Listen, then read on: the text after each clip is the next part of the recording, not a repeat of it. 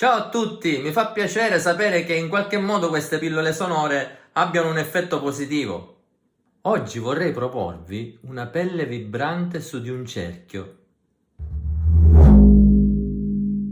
Lo so, avete già capito.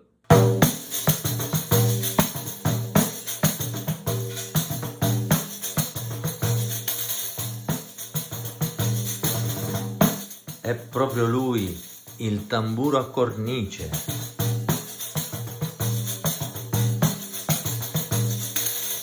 Uno strumento molto stimolante, direi, che mi ha sempre affascinato.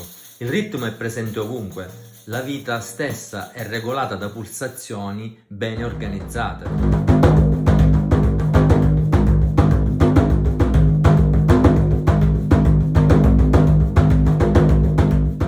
Pensate, alle spalle ha almeno 6.000 anni di storia.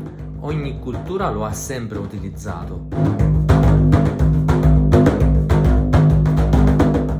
Certo, cambiano i materiali impiegati, cambia lo stile musicale, ma la matrice non cambia. Può essere muto o con i sonagli,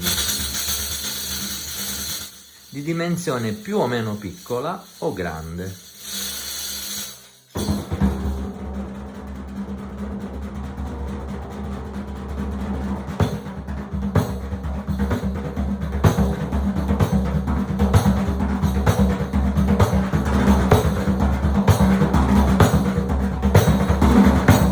La mano sinistra regge lo strumento e mette in vibrazione i sonagli.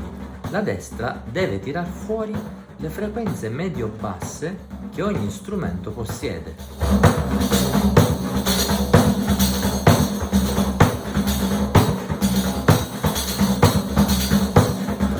In Italia, ad esempio, la tecnica esecutiva cambia tra una regione e l'altra, non solo nell'impostazione, ma anche a livello ritmico.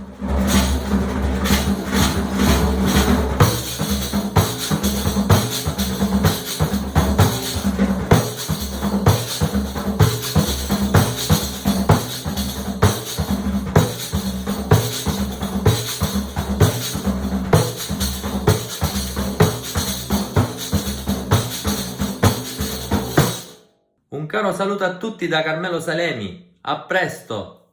Ciao.